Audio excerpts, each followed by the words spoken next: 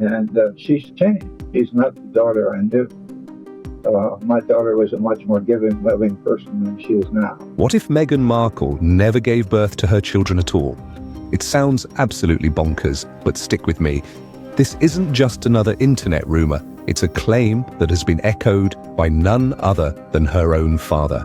He went on record, stating that Meghan had frozen her eggs years ago, and her brother added fuel to the fire by suggesting she underwent a hysterectomy during her marriage to Trevor Engelson, long before Prince Harry entered the picture. This revelation flips the entire narrative of their fairy tale family upside down. As we dig deeper, the story only gets messier, raising questions that many are too afraid to ask. How did she go from a struggling actress to a mother of two? And what really lies behind the curtain of this royal saga? Buckle up, because the truth might be more shocking than you think. It all begins with a bombshell revelation from Meghan's father. She had frozen her eggs and later underwent a hysterectomy. This shocking claim raises immediate questions about her ability to have children. Imagine the implications if true. This would mean that the narrative of her motherhood is built on shaky ground. But let's break it down. Meghan reportedly made around $7,000 per episode on Suits, and that was only when she actually appeared on screen. Across 108 episodes, her total screen time barely adds up to 138 minutes. That's hardly enough to secure a financial safety net, especially when you consider the costs associated with egg storage, which can run anywhere between $8,000 to $9,000 a month. If she couldn't afford to keep her eggs stored, what happened to them? Now picture this: she loses access to her frozen eggs due to financial constraints, has a hysterectomy, and then years later she appears with two children that are supposedly hers. It's no wonder people are raising eyebrows. The skepticism doesn't stop there. Observers have been dissecting her entire motherhood narrative like detectives on a cold case. There's a noticeable absence of genuine affection in public appearances. No hugs, no kisses, no messy moments that you'd expect from a loving mother. Instead, the children often seem awkward, almost like props in a carefully staged scene. Take that Disneyland outing, for instance. Some fans even speculated that the little girl seen one day in a cute dress wasn't the same child spotted the next day in a different outfit. Are we really seeing different children used for different appearances? And then there's the infamous moon bump clip. Meghan was seen walking around with what many claim is an obviously fake pregnancy belly during the pandemic, in a hospital, no less. At a time when strict COVID rules were in full effect, this raises serious questions. Hospital policies were incredibly tight back then. You couldn't just waltz in with camera crews and pose for content. As we peel back the layers, it becomes clear that something doesn't add up. Meghan's demeanor during interviews and public appearances often feels distant, especially when her children are mentioned. Her responses lack the warmth and connection you'd expect from a mother. It's almost as if she's going through the motions and people are starting to notice. This isn't just online hate, it's observation.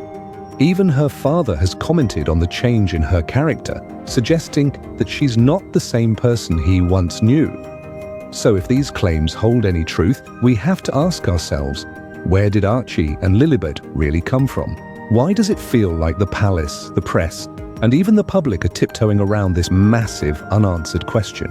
The deeper we dig, the more intriguing and troubling this story becomes. As the narrative unfolds, the questions only multiply. Theories about the authenticity of Meghan's pregnancies have taken on a life of their own, and the infamous moon bump incident is just the tip of the iceberg. The public is left to wonder what's really going on behind the scenes.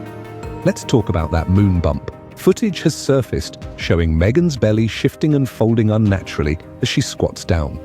This isn't just awkward angle weird, it's more like a props department error. People have zoomed in, slowed it down, and analyzed it frame by frame. What they found doesn't scream baby bump, it screams foam padding. If she used a surrogate and didn't want to admit it, that's one thing. But if there's actual deception involved, it changes the game entirely. This isn't just about privacy anymore. It becomes a question of authenticity and public trust. Then there's the issue of the children's birth certificates. Reports have emerged that Meghan had her royal title removed from the documents, only to have it reinstated later. That's not standard procedure. In the US, their royal titles aren't supposed to be used as legal names, yet somehow Archie and Lilibet's paperwork slipped through the cracks with titles attached. Insiders claim that even immigration officials were confused and reached out to King Charles for clarity. That's not a typical occurrence unless something seriously sketchy is going on. Harry, on the other hand, isn't just a passive participant in this narrative. He's playing along, smiling for the cameras, and even demanding HRH titles for the kids. This stirred up a storm behind the scenes, especially since the Queen had reportedly made it clear before her passing that no HRH titles would be granted to those stepping away from royal duties. Yet here comes Harry, pushing for those titles, and according to multiple sources, Charles caved. The man who was supposed to clean up the monarchy's image handed over those titles like party favors. So why would Meghan go through all this trouble in the first place? Some speculate it's all about brand value, while others suggest it's a strategy to secure her place in history. But one theory stands out. She believed that having royal children would lock her into the monarchy forever. Not just a name, but an influence. 2 kids born into the firm with HRH titles, that's leverage, that's long-term PR power. Yet the cracks in this carefully constructed facade keep showing. Meghan's behavior toward the children often feels off. In one video, she awkwardly holds one child as if she's never held a toddler before. There's no eye contact, no soothing gestures, just stiff posturing. The kids seem to be managed by assistants, always with a handler nearby, creating a sense of this is for the camera. People aren't blind. They notice the inconsistencies, the odd body language, and the lack of real emotion. The question echoes louder. If these kids aren't biologically hers, and if the palace knows that, then why is everyone pretending everything is normal? Is it out of fear, shame, or something deeper that we're not even close to understanding yet? Meghan's defenders often jump in with the same tired argument. She's just private. But there's a fine line between privacy and what starts to look like an elaborate deception. When it appears that you've faked an entire pregnancy, hired stand-in children, and manipulated your way into royal recognition, it stops being about personal boundaries. It becomes about public deception, especially when you're still using royal titles, appearing on the official monarchy website, and cashing in on the Duchess brand at every opportunity.